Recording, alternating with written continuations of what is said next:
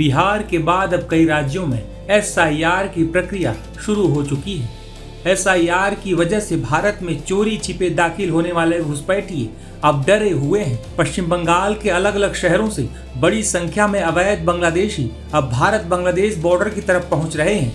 कई तो चोरी छिपे बांग्लादेश भाग रहे हैं तो कईयों को BSF वापस बांग्लादेश भेज रही है। इस बीच कई मीडिया रिपोर्ट्स में दावा किया जा रहा है कि बांग्लादेश बॉर्डर से सटे इलाकों में काफी हलचल है और नवंबर की शुरुआत से अब तक करीब 25,000 अवैध बांग्लादेशी वापस लौट चुके हैं। सबसे चौंकाने वाली बात यह है कि न ही कोई औपचारिक डिपोर्टेशन आदेश जारी हुआ है और न ही बड़े पैमाने पर पुलिस का एक्शन। हालांकि SIR के डर से अवैध बांग्लादेशी खुद ही भागने लगे हैं। कई रिपोर्ट्स में दावा किया जाता है कि भारत के करीब 17 राज्यों में करीब 2 करोड़ बांग्लादेशी अवैध रूप से रह रहे हैं। बता दें कि इस बारे में पहला आधिकारिक आंकड़ा संसद में UPA सरकार के पहले कार्यकाल के दौरान आया था, जब तत्कालीन गृह राज्य मंत्री श्री प्रकाश जायसवाल ने जानकारी दी थी कि भारत में 1 करोड़ 20 लाख अवैध बांग्लादेशी हैं। हालांकि बाद में उन्होंने इस आंकड़े के सोर्स को गलत बताते हुए अपने बयान को वापस ले लिया था। वहीं साल 2016 में मोदी सरकार की तरफ से भी बांग्लादेशी घुसपैठियों को लेकर बड़ी जानकारी दी गई थी। केंद्रीय मंत्री किरेन रिजिजू ने बताया था कि भारत में करीब 2 करोड़ अवैध बांग्लादेशी रह रहे हैं। हालांकि सरकार के पास घुसपैठियों की संख्या का कोई निश्चित आंकड़ा नहीं है, लेकिन यह पूरी तरह साफ है कि भारत में सबसे ज्यादा बांग्लादेशी घुसपैठिए हैं। अगर राज्यों की बात करें तो सबसे अधिक घुसपैठिए पश्चिम बंगाल में होने का दावा किया जाता है, जो बिना किसी वैध दस्तावेज के पश्चिम बंगाल के अलग अलग शहरों में रह रहे हैं। पश्चिम बंगाल में अवैध बांग्लादेशियों की संख्या 50 लाख से भी अधिक बताई जाती है। तो वहीं दूसरे नंबर पर असम है और वहां भी घुसपैठियों की संख्या बंगाल से थोड़ी कम मानी जाती है। इसके अलावा भी देश के अलग अलग राज्यों में घुसपैठिए फैले हुए हैं। वहीं बीते शुक्रवार को गुजरात के भुज से केंद्रीय गृह मंत्री अमित शाह ने घुसपैठियों को लेकर बड़ा बयान दिया है। देश की सभी सीमाओं पर घुसपैठ को रोकने में लगी है और घुसपैठ को रोकना न केवल देश की सुरक्षा के लिए जरूरी है, देश की लोकतांत्रिक व्यवस्था को प्रदूषित होने से बचाने के लिए भी घुसपैठ को रोकना जरूरी है। मगर दुर्भाग्य की बात है, कुछ राजनीतिक दल एक घुसपैठिया हटाओ का जो अभियान है इसको निर्बल करने में लगे हैं और वो राजनीतिक दल चुनाव आयोग द्वारा जो SIR की प्रक्रिया चल रही है, मतदाता सूची का शुद्धिकरण जो चल रहा है, इसका खिलाफत कर रहे हैं।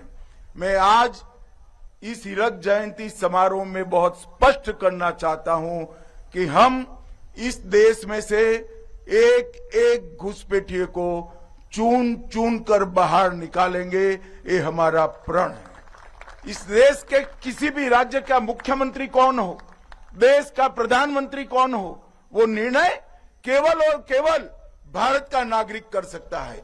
SIR देश को एक प्रकार से हमारे लोकतंत्र को सुरक्षित करने का और निर्मल करने की प्रक्रिया है।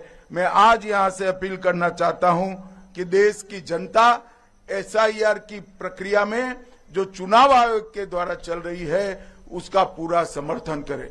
और मैं आगाह भी करना चाहता हूं उन राजनीतिक दलों को जो घुसपैठियों के संरक्षण में लगे हैं। बिहार के चुनाव देश की जनता का मैंडेट है और वो मैंडेट घुसपैठियों की उपस्थिति के खिलाफ। जो दल घुसपैठियों को सुरक्षित करने के लिए, मतदाता सूची में सुरक्षित करने के लिए काम कर रहे हैं, उनको ज्ञात होना चाहिए कि देश की जनता कभी ऐसे इरादों का समर्थन नहीं करेगी। मित्रों, हमने विगत वर्षों में बॉर्डर फेंस का सुदृढ़ीकरण किया है और आने वाले दिनों में हम ट्रायल का फेज समाप्त कर चुके हैं। हम बॉर्डर सुरक्षा का भी एक नया कंसेप्ट लेकर आ रहे हैं और मुझे BSF के जवानों को कहते हुए अत्यंत आनंद हो रहा है कि ई बॉर्डर सुरक्षा के कंसेप्ट को जमीन पर उतारने में बीएसएफ का बहुत बड़ा रोल है और इनिशिएटिव भी बीएसएफ ने ही लिया है। आने वाले 1 साल में हम इसको जमीन पर उतारने के लिए पूरे प्रयास करेंगे और 5 साल में देश की पूरी भू सीमा ई सुरक्षा के घेरे के अंदर होगी, ऐसा मेरा विश्वास है। कोलकाता से कुछ किलोमीटर की दूरी पर स्थित मध्यम ग्राम में भी बड़ी संख्या में अवैध बांग्लादेशी रहते थे, जो अब एसआईआर के डर से बांग्लादेश भाग गए हैं। पश्चिम बंगाल के मध्यम ग्राम में अभी हम लोग मौजूद हैं, जहां हम लोग देख सकते हैं ये जो कॉलोनी है वो भी इलीगल तरीके से बांग्लादेशियों ने आके कब्जा किया था और इधर ही वो लोग बसते थे। उन लोग का जो रोजी रोटी था वो यही था, जो कूड़ा है, कूड़ा उठाना, स्वीपिंग का काम, ये सभी उन लोग का रोजी रोटी था। पर ये लोग कैसे रह रहे थे इधर, वही सबसे वाला प्रश्न है। टाइम्स नाउ नवभारत बहुत बार ग्राउंड रिपोर्ट चेक कर चुके हैं, जहां हम लोग को पता चला है कि असली में ये बांग्लादेशियों बस रहा था इधर बंगाल में, बॉर्डर क्रॉस करके आए थे वो लोग और करीब 10 से 20 साल तक ये लोग बसते थे। ये जो 3rd नंबर का वार्ड है और विश्वास कॉलोनी है, इधर भी बांग्लादेशियों रहते थे और ये लोग करीब 10 साल से इधर अपना घर बना के रह रहे हैं। मेरा कैमरा पर्सन शर्बजीत जैक से आपको विजुअल दिखा, आप देख सकते हैं एसआईआर की प्रक्रिया शुरू होने के बाद ही इन घरों पे ताला लग चुका है। ये जो घर है हम लोग के सामने, ये इधर देख सकते हैं इन लोग का जो बिस्तर है, अलमीरा है, फ्रिज, लाइट, जो भी इन लोग की बिलोंगिंग्स थे, ये सब कुछ छोड़ के ये लोग इधर से भाग चुके हैं। ये जो माहौल है डर का, इस डर के माहौल से, पेपर ना होने की वजह से ये जो डर पैदा हुआ है, इसको लेके ये लोग भाग चुका है। टाइम्स नाउ नवभारत के कैमरे के सामने वो लोग बहुत बात बोले भी हैं उन लोग के पास पेपर नहीं है, पर जैसे कि हम लोग अभी इन लोग को जो नेबर्स है उन लोगों से बात की, हम लोग को पता चल रहा है कि पौरसभा से, जो कि म्यूनिसिपल कॉर्पोरेशन है इधर का, उधर से उन लोगों को पेपर भी मिला था एसआईआर शुरू होने के बाद कि जिन लोगों के पास पेपर नहीं है वो लोग इधर से चले जाए। तो इसका मतलब क्या है कि उन लोग पौरसभा को या लोकल एडमिन को सब कुछ पता था या नहीं पता था, इसको लेके प्रश्न उठ रहे मध्यम ग्राम के ये विश्वास पारा से। मध्यम ग्राम की ये जो विश्वास पारा में हम लोग अभी खड़े हैं, जहां हम देख सकते हैं कि बहुत लोग जो कि इलीगल तरीके से बंगाल में आके सेटल किए थे वो लोग भाग चुके हैं एसआईआर की प्रक्रिया शुरू होने के बाद ही। और आज टाइम्स नाउ नवभारत जैसे कि हर जगह पे जाके चेक कर रहे थे और ग्राउंड रिपोर्ट्स दिखा रहे थे। दादा, ये जो आपके साइड में ये जो कॉलोनी बसता था, ये पीछे इधर ज्यादातर क्या बांग्लादेशी लोग रहते थे? हाँ, रहते बांग्लादेशी। वो जो कागज नहीं तक थे वो अब चले जाते। अच्छा, तो ये जो बांग्लादेशी लोग इधर रहते थे, कितना साल से रहते थे? 10 साल। 10 साल से रहते थे। किसी को पता था इधर का, लोकल पुलिस, एडमिनिस्ट्रेशन, पौरसभा, इन लोगों को पता था? नहीं। तो ये लोग कब भाग गए? ये लोग कागज नहीं होगा था, वो जो कि कागज है ना, हाँ। उसके लिए भाग गया। लीगल डॉक्यूमेंट्स नहीं था इसलिए। तो कब भाग गए ये लोग? 1 मास एसआईआर शुरू होने के बाद? हाँ। ऐसा शुरू होना वो चले जा। अच्छा, तो आपको क्या लगता है एसआईआर के डर से ये लोग चले गए? हाँ। रोटी रोजगार क्या था इन लोगों का? रोटी रोजगार बहुत है। क्या करते थे ये लोग? वो लोग जो बहुत नूंगरा है ना, वो उसका कूड़ा बेचता, नूंगरा बोतल से। अच्छा, तो ये लोग जो इधर बसते थे, इन लोगों के पास कोई पेपर भी नहीं था? जैसे आप लोगों को पता है, किसी और को पता था? नहीं पता था। पौरसभा को नहीं पता था इसके बारे में? पौरसभा से इन लोग को कभी आके पेपर चेक भी नहीं करना, किसी ने नहीं किया? पुलिस ने भी? वो जो कि एनआरसी হয়েছিল वो भाग गया। जो शुरू होना वो भाग चले जाए। आसपास के नेबर्स उन लोग से हम लोग बात करके ले रहे हैं असली में ये लोग बांग्लादेशी थे कि नहीं और कितने साल से इधर रह रहे थे उस विषय पे। दादा, आपके घर के पीछे एकदम ये कॉलोनी था, ये बस्ती था, इधर लगभग कितने बांग्लादेशियाँ रहते थे? 5-6 साल आया है। हाँ।